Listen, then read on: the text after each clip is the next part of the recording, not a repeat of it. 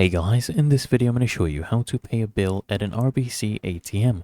First thing I want you to do once you're at the ATM, click here on transfer and payment, and then we ask you to select an option. I want you to click here on pay bills. They'll ask you to select a payee or enter a short number and press OK. So you can enter that number right here and press OK, or you can choose from any of your existing payees.